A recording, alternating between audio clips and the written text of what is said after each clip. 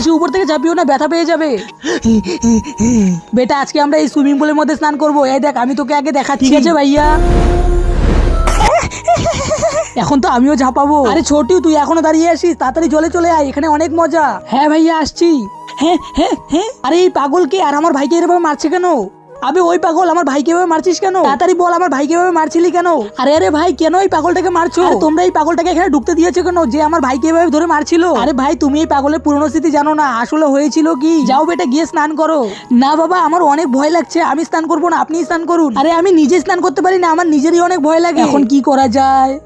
একটা কাজ করি, একটা মজা করি, বাবাকে জলের মধ্যে ফেলে দিই, তাহলে অনেক মজা আসবে।